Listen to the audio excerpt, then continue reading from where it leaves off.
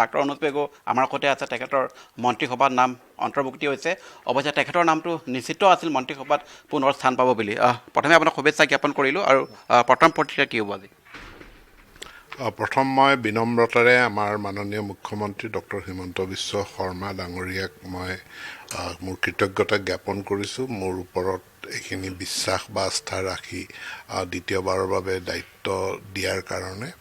আৰু 102জন আমাৰ NDAৰ বিধায়ক নিৰ্বাচিত হৈছে আমি গোটেইখিনি মিলি এটা টিম আসাম হিচাপে এখন সুৰক্ষিত অসম বিকশিত অসমৰ কাৰণে কাম কৰিম গতিকে ময়ো এজন বিধায়ক উপৰঞ্চি মন্ত্ৰিত্বৰ দায়িত্ব দিছে তাক বিনম্ৰতাৰে স্বীকাৰ কৰি মুখ্যমন্ত্ৰীক কৃতজ্ঞতা জনাই আমি অসমক আগুৱাই লৈ যোৱাৰ কাম কৰিম বুলি সংকল্পবদ্ধ নিশ্চয়কৈ শিক্ষা বিভাগত আপুনি কৰা কামখিনিৰ কাৰণে পুনৰবাৰ মুখ্যমন্ত্ৰী আপোনাৰ ওপৰত আস্থা ৰাখিছে আৰু এইবাৰ নতুন চেলেঞ্জ কেনেকুৱা ধৰণৰ আছে আৰু টীম হিমন্ত বিশ্ব শৰ্মাত কেনেকুৱা ধৰণৰ অৰিহণা থাকিব আপোনাৰ চাওক এইটো মাননীয় মুখ্যমন্ত্ৰী দলৰ নেতা তেখেতৰ প্ৰেৰগেটিভ তেখেতৰ অগ্ৰাধিকাৰ তেখেতে যি দায়িত্ব আমাক দিয়ে আমি সেই দায়িত্ব পালন কৰিব লাগিব টীম হিমন্ত বিশ্ব শৰ্মা এটা গুৰুত্বপূৰ্ণ টীম গঠন কৰা হৈছে নিশ্চয়কৈ বহুতো চেলেঞ্জ আহিব মন্ত্ৰী হিচাপে যি দায়িত্ব পায় কেনেকুৱা ধৰণৰ চেলেঞ্জখিনি কেনেকৈ একচেপ্ট কৰি আগুৱাই যাব চাওক মই বহুত সততা আৰু নিষ্ঠাৰে কাম কৰোঁ আৰু কষ্ট কৰিও কাম কৰোঁ আৰু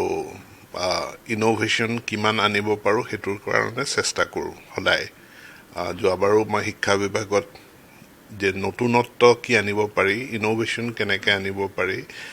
প্ৰব্লেমসমূহ কেনেকৈ সমাধান কৰিব পাৰি তাৰ কাৰণে চেষ্টা কৰিছিলোঁ এইবাৰো যি দায়িত্ব দিয়ে সেই একেই দৃষ্টিভংগীৰে কাম কৰিম এইবাৰ দেখা গৈছিল এটা ব্যতিক্ৰমী দৃশ্য বা খবৰ যে আপুনি GMCHত এটা অস্ত্ৰোপচাৰ কৰিছিল কিন্তু দেখা যায় সমগ্ৰ অসম চৰকাৰৰ মন্ত্ৰীসকলে যিকোনো বেমাৰ হ'লে ৰাজ্যৰ বাহিৰলৈ যায় বিদেশলৈ যায় গুৱাহাটী মেডিকেল কলেজখন মই নিজে পঢ়ি অহা মহাবিদ্যালয় আৰু গুৱাহাটী মেডিকেল কলেজৰ যিখন হস্পিটেল সি আজি ভাৰতবৰ্ষৰ ভিতৰতে অন্যতম এখন শ্ৰেষ্ঠ হস্পিটেল আৰু আমাৰ যিসকল ইয়াতে চিকিৎসক আছে প্ৰফেচাৰ আছে তেওঁলোক খুব উন্নত মানদণ্ডৰ গতিকে গুৱাহাটী মেডিকেল কলেজৰ ওপৰত মোৰ নিজৰ আলমা মেটাৰ মোৰ সম্পূৰ্ণ আস্থা আছে বিশ্বাস আছে ইয়াৰ পূৰ্বেও মই ক'ভিডতো গুৱাহাটী মেডিকেল কলেজতে আছিলোঁ আৰু মই যিকোনো চিকিৎসা মেডিকেল কলেজতে কৰোঁ আৰু সকলো ৰাইজক বিশেষকৈ সাধাৰণ ৰাইজক কওঁ যে মেডিকেল কলেজলৈ আহিব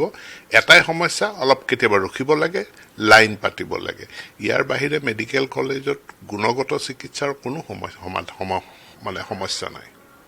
এয়া আছিল অনুজ পেগু ডাঙৰীয়া তেখেতে নিজৰ মনৰ কথা ক'লে আৰু মুখ্যমন্ত্ৰীৰ কৃতজ্ঞতা জ্ঞাপন কৰিছে